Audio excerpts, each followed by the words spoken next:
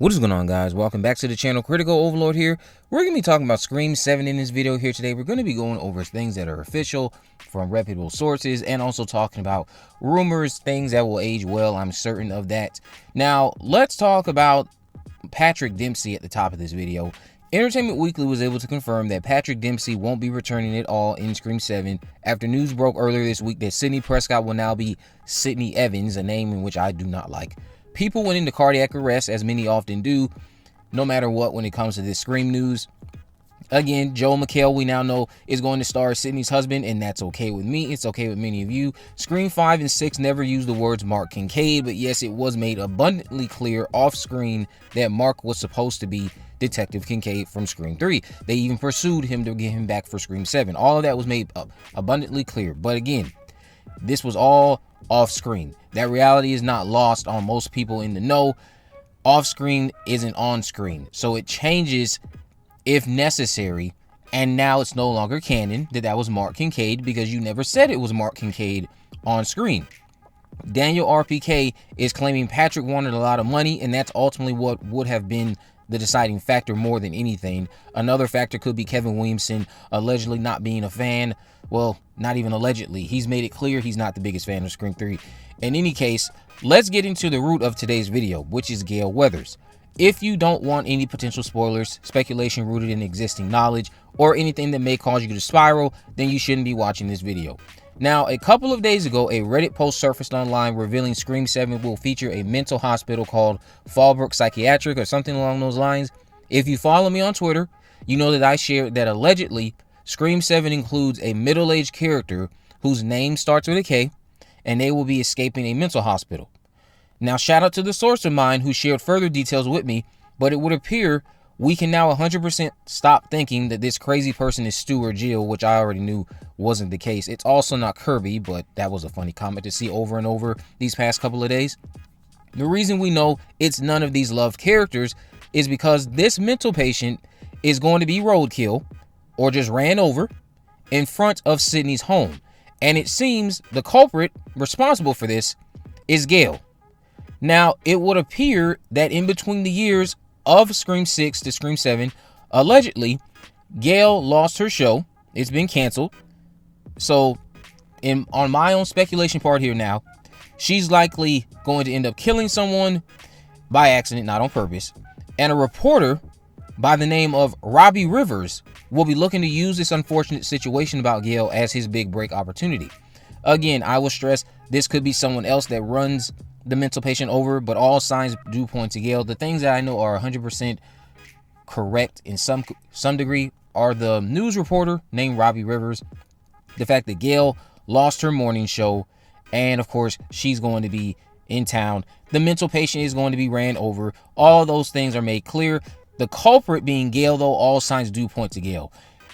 It would appear that my hopes for Gale's arc are in fact coming to life. She's likely being put in the hot seat in ways we've never seen before. Now it's her turn to be on the other side of the news and be hounded by it, and know how that felt for Sidney and so many others that she wanted to exploit. Why did her show get canceled? Obviously, it had to be due to no one watching it, but maybe there's something else that transpired that we're going to learn about. This is a great way to explore the character of Gale. If all of this ages well, I think this is a great way to explore the character of Gale. When we first met Gale in Scream 1996, even the kids at Sidney's schools or her school were fussing over her. The chick from Top Story showing up at the house was a big deal to everyone. People thought she was hot too. One girl said she watched her show religiously. So 30 years on, Gale is now facing the reality of her time in the spotlight is fading. People are not obsessed with her the way that they seemed to be all those years ago. It's believable too, because Scream 6 sets it up during this exchange she had with Tara and Sam. So if they've taken it upon themselves to actually make that her arc in Scream 7, yes, you could argue, oh, that's just Scream 4 again. Is it really? Scream 4 does show Gale in a bit of a writer's block scenario, but this is deeper than writer's block. She's just falling out of the spotlight. If that's what they're doing, she's falling out of the spotlight. And my whole theory around this accident is that because she couldn't let go of this spotlight, she probably came to town when the Ghostface attacks were starting up again, probably to check on Sidney, but also more than anything to be rogue again and get a story likely to revive her career in some capacity, versus learning to let go and accept that the public isn't wanting to see Gale Weathers anymore. She couldn't let it go, ends up running someone over, and instead of riding off into the sunset, you're now going to be in the hot seat in ways that you didn't even have to be, because you just can't let go of covering the #1 story. You can't let go of Ghostface. And it's going to prove what Tara said true. Without Ghostface, you're afraid you're going to fade away.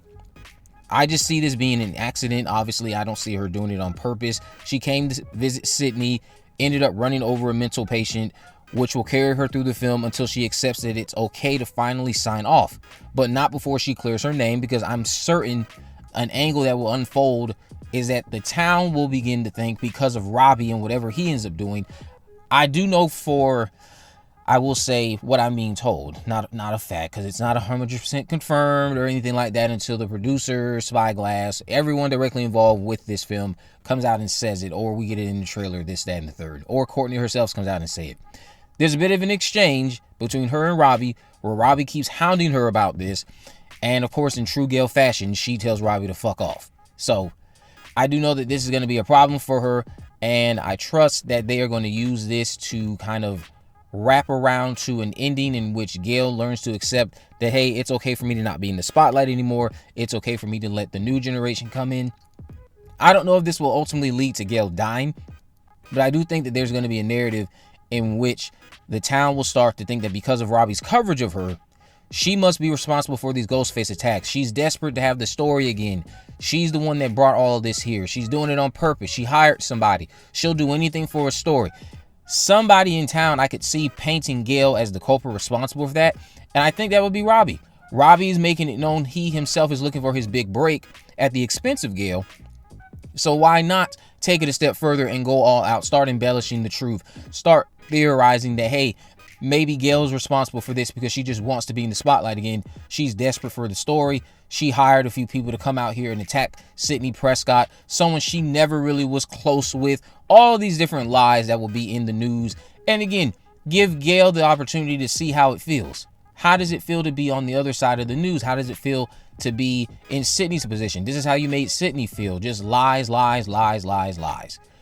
And then ultimately you build to her either living or dying. I think either way, it would be fitting for a character of Gale to go out with a narrative like this. I think it's very fitting. It doesn't have to be the most depressing thing or anything like that. More than anything, the most important aspect of it is just make it compelling. It doesn't matter if it's happy, sad, whatever the situation is, as long as you can get me invested in what you're telling with Gale, then I'm on board for it. And I think a lot of people could see this as a step in the right direction and a much better usage of Gale than just having her appear to help in Scream 6 while she wasn't really getting the biggest arc during the film. Although, like I stated, the movie wasn't about Gale. It wasn't about Sidney. It was about people who, yes, know Gale. They're in her town. But you need to focus on those people more than you needed to focus on Gale. It was nice to have Gale there, but it seems like they are making up for that heavily in Scream 7 if Gale is going to be running someone over and now has a reporter trying to make a name for themselves at her own expense. If I hadn't already made this clear, the mental patient is supposed to be getting ran over in front of Sidney Prescott's house, or Sidney Evans, I should be saying, Mrs. Evans' house. I cannot stand those two names being combined. Sidney Evans, that sounds disgusting to me, but it probably will win me over at some point as I'm watching the film. But from there, I do have to wonder, why was the mental patient even around Sidney's house? Does the mental patient have some sort of connection, ties to Sidney? Were they locked up because they tried to harass or hurt or harm Sidney? Those are the things that I would love to know. It sounds like maybe Gale did a favor for Sidney, and this could have been a threat outside of Sidney's house, but because of the fact that said mental patient, I'm going to assume, because it's not confirmed that they're going to die or not, because they die, it looks worse for Gale. You just happen to run over a mental patient for no reason. And it's going to be hard for her to explain her motivations with the other person being dead. And it looked like they were doing nothing but just wandering around town. But of course, if they have some sort of history with Sidney Prescott, maybe that will help her case. So let me know what you guys think about this down in the comment section below. Are you looking forward to this arc for Gale in Scream 7? If it ends up being true, let me know why or why not down in the comment section below. If you haven't already, of course, make sure you subscribe, turn on post notifications so you never miss a video. In the description, I have links to my social media accounts. I am on Facebook, Twitter, and Instagram. You can message me there to let me know any movies, news, or reviews you'd like me to cover in the future. And with all that in mind, guys, I will see you in the next video.